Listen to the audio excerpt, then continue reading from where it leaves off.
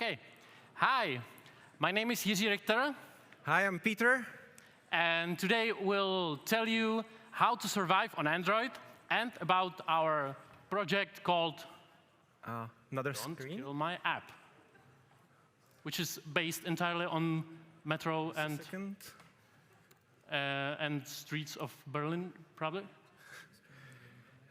Displays. Mirror. All right. Okay. Linux. Sorry. Yeah, we should provide. Yeah. Huh. Okay. Again, or So you probably already know me. My name is Jiří Richter. I'm Peter. And our project is called Don't Kill My App, and we'll tell you about this and how to survive on Android in these times. We're from Urbandroid team, which is a Czech company whose main product is Sleepless Android, the first sleep tracking app on Android. Our other apps are Twilight, the first blue light filter app on Android, and Digital Detox Challenge, which is a way to get you off your addiction from phone. Yeah, and we are doing this for 11 years, so we have really seen the Android from the very beginning, from the very first versions. So let me tell you the story of Android a little bit. Once upon a time, everything was awesome in the Android land. We got all these cupcakes, donuts, eclairs, froyos, gingerbreads, and everything was yummy and sweet. We got master builders.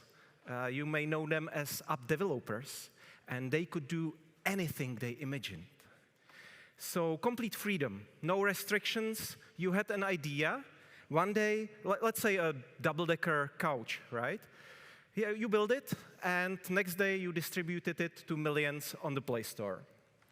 It was so different from the Apple world of the evil Lord Business. I think we need to introduce Lord Business a little bit because he's not just evil. This guy is actually a little bit poor because he is afraid of freedom. Why? Because he mistakes freedom for chaos. He doesn't like chaos. He wants order. Have you seen the Lego movie, which is absolutely unrelated to this presentation? Yeah. We just Thank you. Yeah, good, great. Population. Yeah, so actually you remember that he wanted to glue all the Lego pieces together so that nobody can create anything new, to stop any innovations, to have everything in place. So this is Lord Business, and in 2012, he shifted his attentions to the free world of Android. This happened with Bertie Bott's bitter jelly bean. In 2012, this was the first version of Android which could do less than the previous versions of Android. Lord Business stole the airplane. In fact, the user from then on needed to click the button, the airplane button, even though the app or the developer knew exactly when the user would want the airplane mode on or off. And then he kept stealing. In KitKat, he stole mobile data control from developers. In Oreo, he stole Wi-Fi control when in airplane mode. And later, he completely stole Wi-Fi control from developers. It was worse with KitKat, where he completely destroyed external storage. So all the apps, all the file managers, file syncing apps were just completely doomed. They couldn't work until Lollipop. You may remember that. And you may also remember that disaster with phone and SMS permission in 2018.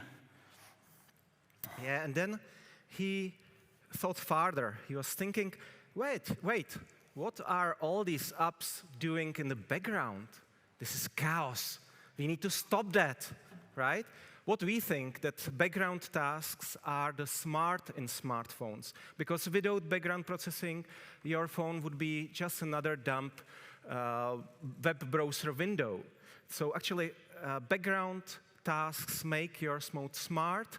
They allow you to they allow the phone, something can happen for you even when you are not actively touching the phone. So without background processing, your phone is basically a dumb phone.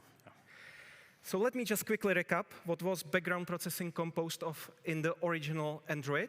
Alarm manager to do some things at an exact moment in time. Background services, of course, and wake locks, so that you can do something on the CPU just a little bit longer before it suspends. And of course, foreground services, which are high priority background services, actually, and they are showing a user visible notification so that the user knows they are running. And actually, Lord Business craggled all of them. Craggle was the name of the glue in the original Lego movie. Thanks. So the first attack came on KitKat. It was a little test. You just changed one method. Alarm manager said, if you still wanted your alarms to trigger in an exact time, you had to refactor your code. So instead set, you would need to use set exact. But then a brutal frontal assault came in Marshmallow. Yeah, this was Android 6. And the frontal attack was called Doze mode. We call it Doze mode for 1. And it was a special sleep mode of the phone. When you left the phone still, with screen off, after some time, it just went into this Doze mode in which wake locks were broken. So if you want the phone to do anything while asleep, you would need to use foreground services. And even worse, alarms were limited to trigger once every 9 minutes. So this broke, for example, sensor batching. This was a highly battery-efficient technique to gather sensor data. And as you can see, Doze mode, which was battery efficient or was designed for battery efficiency, broke something which was here meant to save battery, right? Yes. So these two conflicted and resulted in much more battery drain together. So this affected mainly health tracking apps, actually.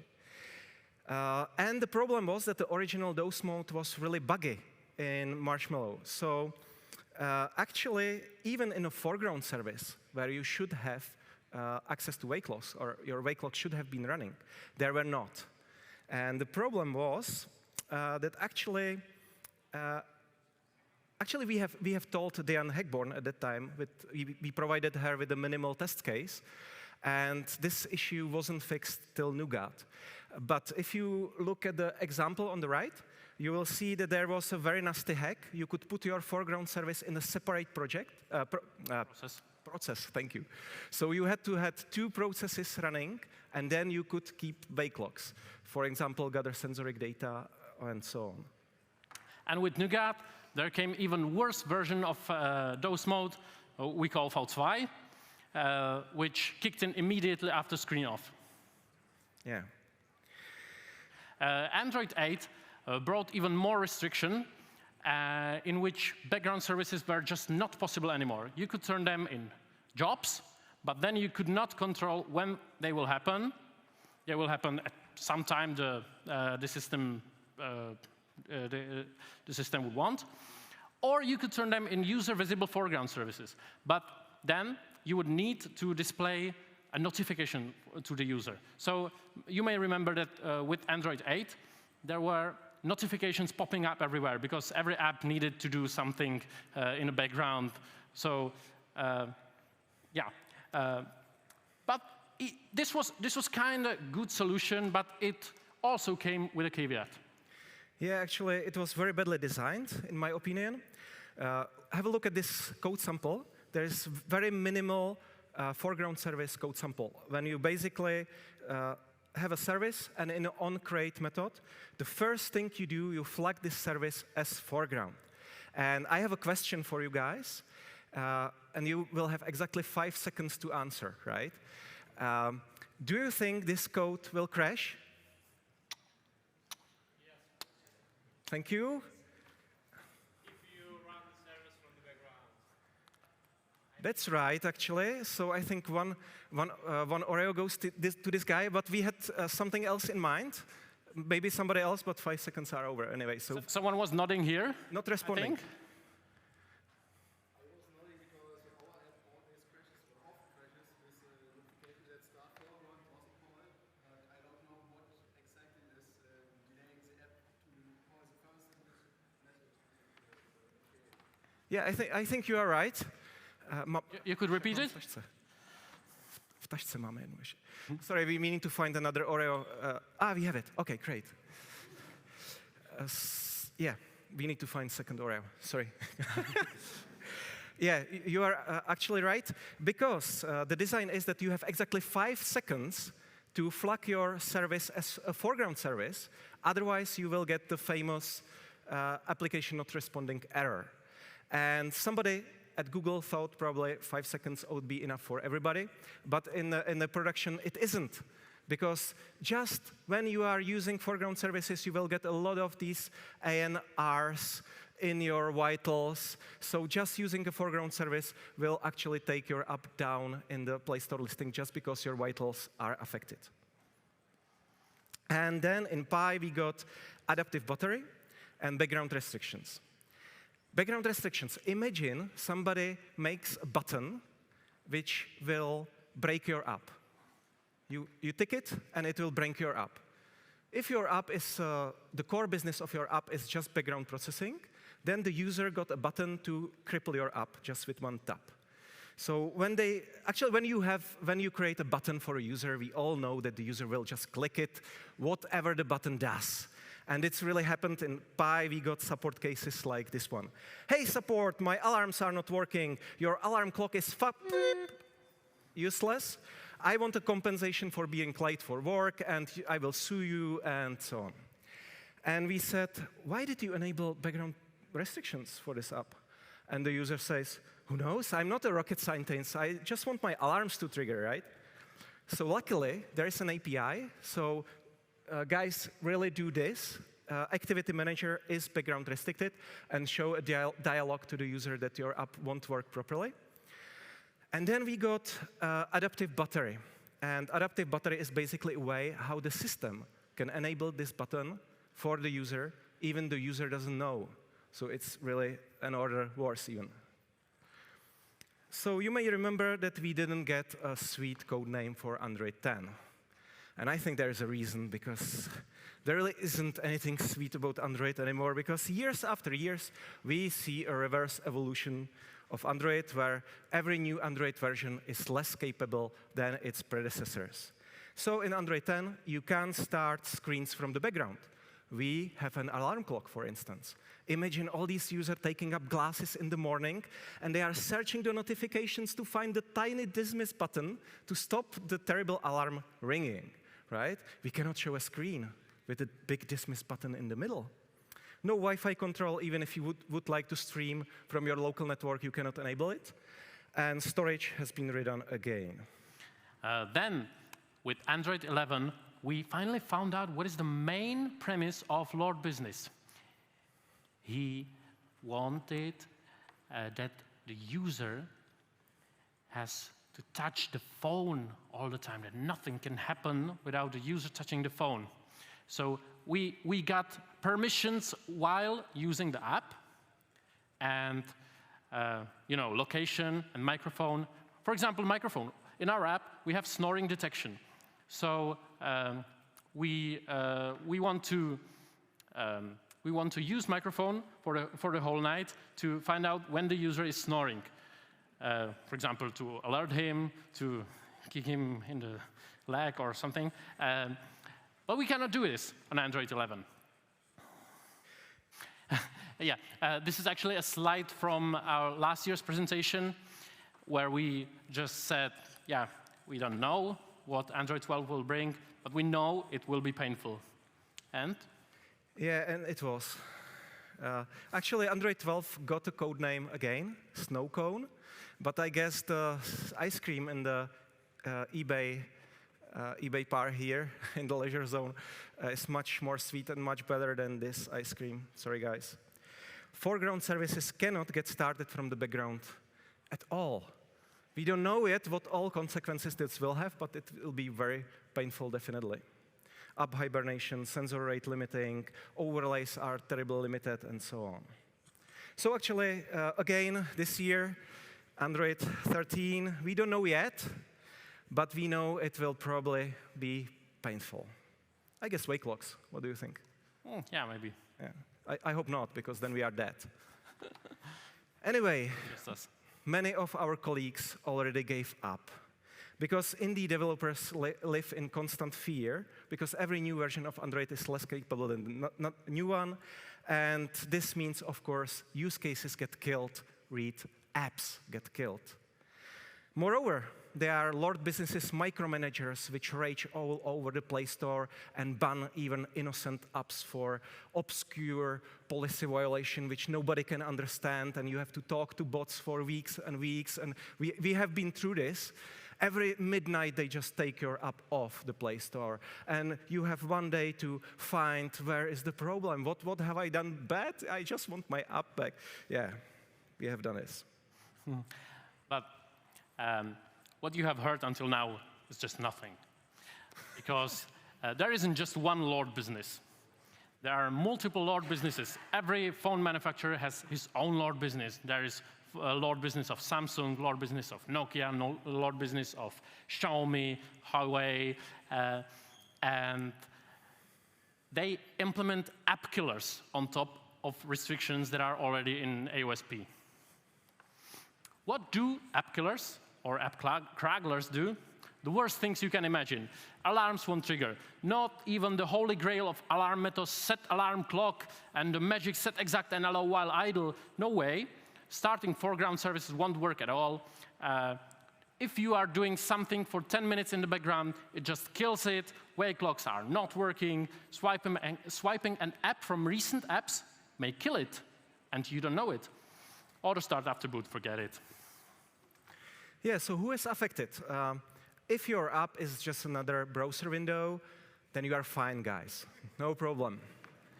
If you happen to do something more on the smartphone, like doing an alarm clock app, calendar, reminder, health tracking app, automation app, overlay utility which shows something to the user, sound recorder, music player, cast app, coaching app, messaging app, blah, blah, blah, and many more, you are doomed, or you are really heavily affected. And what's even worse, OEMs have whitelists. We know, we have evidence for that. They have whitelists. So what they do, of course, they don't ban the Facebook Messenger, because then a lot of users will be upset. But they ban your app, right? Because, yeah, well. Or just not that big. Yeah. So we may be asking, or you may be asking, why do app killers actually exist in the first place?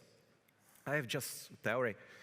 I think all these OEMs sent out these questionnaires to their users, and they were asking, what do you want to improve on this excellent, fast phone? And many people said, battery life is real bad. I would like more battery. I don't want to charge so often. And they thought, OK, battery, what we do? We can do a phone like a brick, right, this size. Or we could kill apps. Yeah, why not? Yeah, but I think they have asked the wrong question, because if they would be asking, hey, do you want more battery life? But unfortunately, you will be late for meetings, you won't be woken up in the morning, you will miss important messages from your family and loved ones. Do you still want it? And I guess everybody will just say, take the battery back, I just want my apps to run. Yeah, and we have learned from our Chinese users mostly that there is a really big difference between the West and East. Actually, Play Store plays quite a good quality control game. I don't think because of the policy violation bots, but because of rating, simply. Because if you do a battery hog app, you will get a 1-star rating and you will just perish from the Play Store. And this is not happening so well in the Chinese market. So we have reports that there are very evil apps, and that some users think that app killers can be useful in some situations. And of course, most of the manufacturers are Chinese-based. So what they do, they put the app killers also on the phones which are intended for the Western market. And there we think they are absolutely not necessary, or I would say disastrous. So if you want to learn more about app killers, just read something from the iconic issue on the Android book tracker, which is 122098785, called Chinese OEMs Constantly Violating Android's Compliance. And there is 500+ developers start in this issue, and every day you will get a new post, and it's very nice reading. So a little bit of history about the app killers. The very first app killer was back in 2013 by Sony called Stamina Mode. With this one enabled, wake clocks were not working and alarms did not trigger at all. There was no API to tell developers that there is something like this going on. Since it was first, it didn't even occur to the developers that something like this might be happening. But it was off by default, and the user can toggle it. There was an easily reachable toggle. But it opened the Pandora's box, and then every other vendor wanted their own Me Too moment with app killers. Yeah, and it all culminated with Nokia. Yeah, Nokia in 2018. So if Doze mode, we call Doze mode V2, then we would call Nokia app killer the Death Star, really. Because Nokia, imagine that, all developers thought, this was thought to be the one OEM which will bring back the balance to the Android force or ecosystem, which will bring the only true and unmodified pure Android experience, right? And this was a stuck in the back for many developers because Nokia just implemented the worst app killer ever. It killed every process running for 15 minutes, broke alarms, and only whitelisted apps were running. No user options, no API, no user control, even on their Android One devices. The only solution for users, ADB disable this package. I know that every user, every ordinary Android user is can very well use Android debug bridge, right? So that was the last drop for us. And we gathered the most resilient master builders in the world to create something we internally call resistance.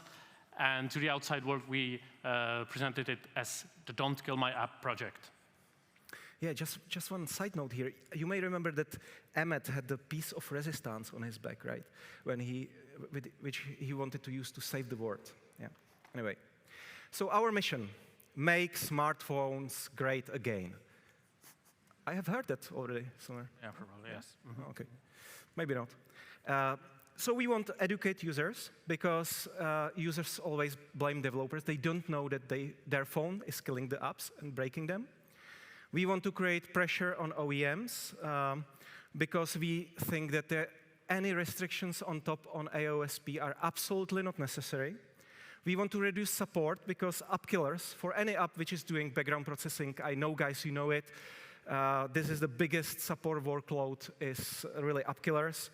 And we want to centralize effort because before Don't Kill My App website, every developer had some FIQ, what to do on Huawei, Xiaomi, Samsung, and so on. We want to set a benchmark to help people find the right devices where apps will work, and we are creating an open community. I would like to ask you guys, who knows Don't Kill My App? Who is using Don't Kill My App? Wow. Wow. Wow. Incredible. Thank you. Thank you very much. So I probably don't have to say this, but Don't Kill My App is a community-built instruction manual for your users and maybe even for developers to protect your apps against app killers. It consists of 3 parts: OEM scores, transparently scored OEMs with regards on how much they kill apps. It consists of instruction pages for each vendor where you can find some backstory about the specific app killer, a solution for users when they can click and where they can find the options, if possible, to disable the app killer, and also for some vendors, a solution for developers, which is usually very funny. Yeah, like with Huawei, wake locks won't work in the background unless you name them something like audio direct out or location manager service. Then they will work perfectly.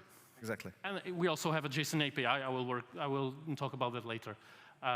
This is how it looks. The homepage is just a list of the vendors sorted according to their negative score. This is a page for the vendor. And if you want to use the content in your app to have a kind of a help page inside your app offline, you can use the API. or you can use Doze. Next slide. Sorry? Doze, the library by the great guys at Double Dot Labs, which is just a simple activity you can put inside your app as a dependency, and it shows a customizable view with the Don't Kill My App content. So, who's high on the list currently? As you can see, those are the biggest offenders. So we'll go through the three biggest offenders right now. So the number 3 is Huawei, or Huawei, sorry, Huawei. The app killer is called Power Genie. It's on by default and kills just everything after 60 minutes.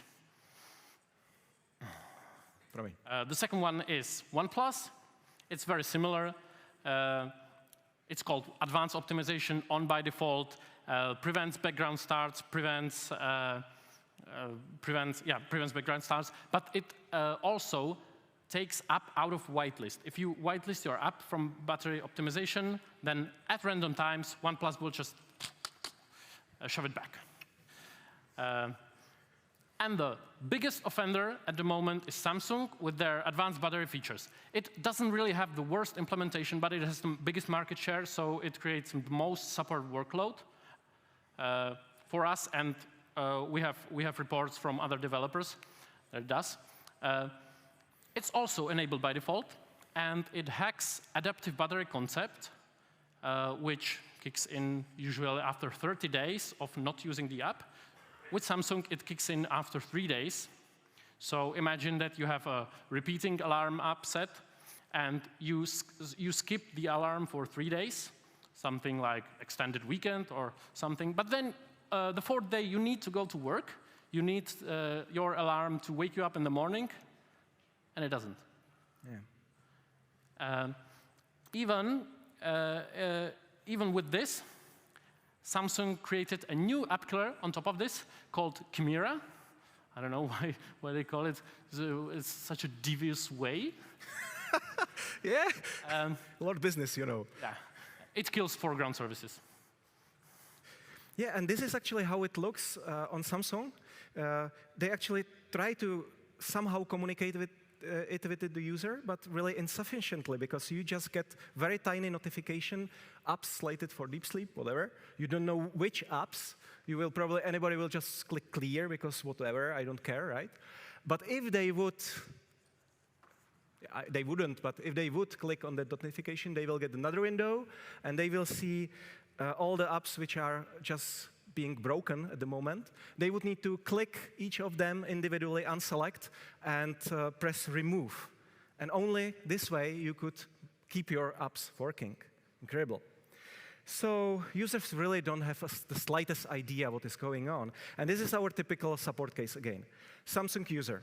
Hey, support, I was using this excellent app for the last 5 years. It was great. But suddenly you have a terrible bug and everything stopped working. And we say, don'tkillmyapp.com/Samsung. No need for anything else. The user says, thank you, it works now, you saved me, great. But of course, 90% of the people just click uninstall. Yeah, well, let's continue back to the project. This year we have introduced the Don't Kill My App, app. We made an app. And the app isn't just the guides from the website, but what you can do is, this is actually a benchmark app.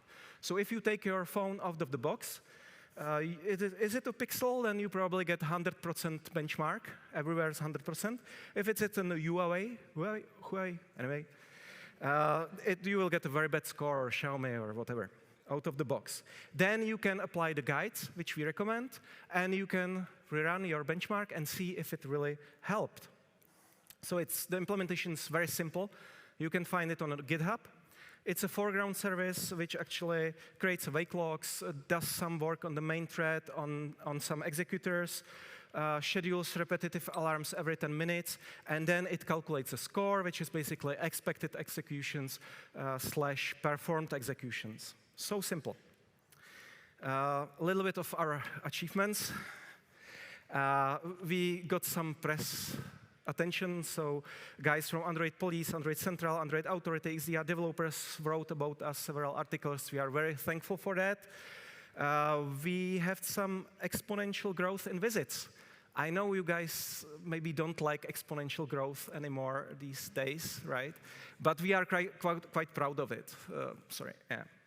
So we had 16 million visits since the launch in December 2018, and there is 50,000 people coming to the website every day. And maybe most important thing is DKMA is the new RTFM, if you know what I mean. Read the freaking manual. Oh, really bad. Sorry, what did I do? Yeah, because it really goes like this. A Huawei user comes to the support. Hey, support, my alarms won't work. Your alarm clock is whoop, beep, useless. I don't need to say that anymore. Maybe if I did it the first time. No. And I want a compensation for being late for work and so on. And we just say, don'tkillmyapp.com/Huawei. And he really says, this happens to us 1,000 times. Thank you, you are great guys. This really helped me. I wouldn't be buying an Huawei phone ever again. Yeah, and maybe one of the biggest achievements in 2019, Nokia recalled all their Evenwell software from all their phones. I don't know if we have been the Millennium Falcon in this battle. Maybe just a regular X-Wing. I don't know. We would like to believe that it was a Millennium Falcon, I guess, right? Anyway, the Evenwell is now dead, and I think this makes the Android ecosystem a better, smarter place for master builders, app developers, apps, and users. And just recently, in 2021, we have been asked by the Android team to contribute our Don't Kill My App benchmark directly into Android open source project. And namely to the CTS component, which is compatibility test suite. Compatibility test suite is a set of unit and functional tests. Some of them can run automatically. Then there is CTS verifier, which needs to be run manually if you need to do some presetup.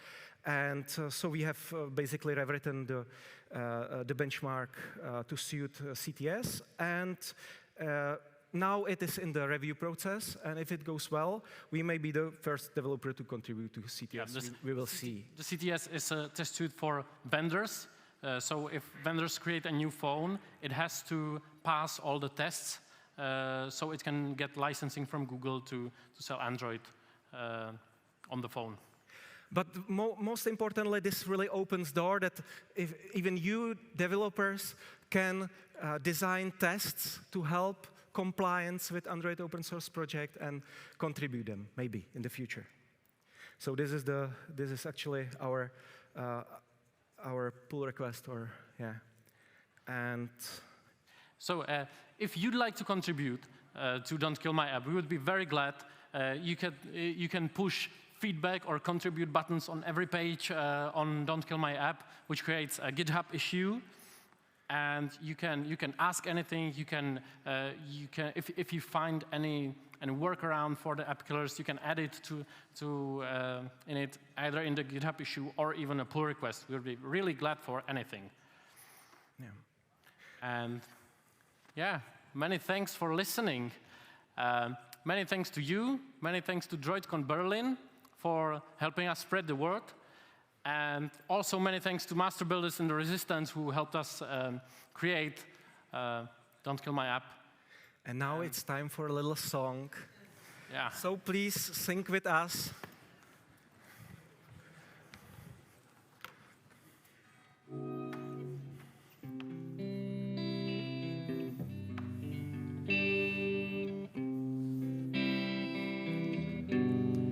Everything's not awesome.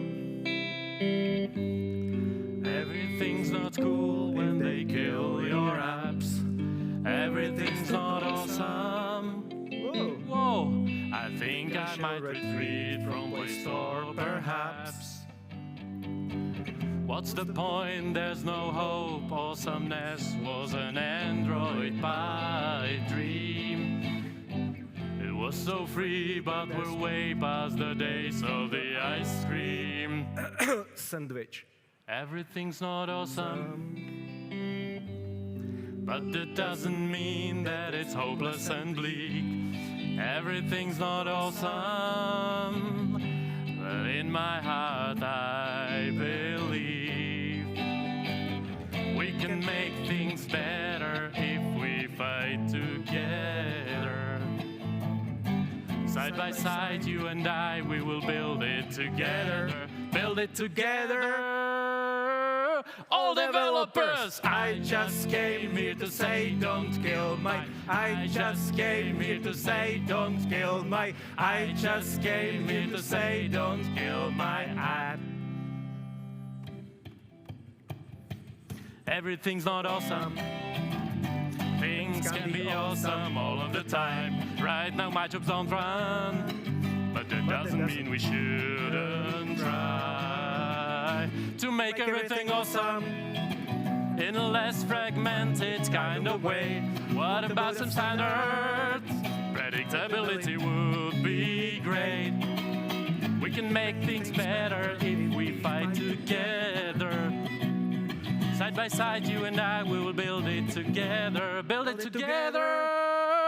All developers, I just came here to say don't kill my. I just came here to say don't kill my. I just came here to say don't kill my app.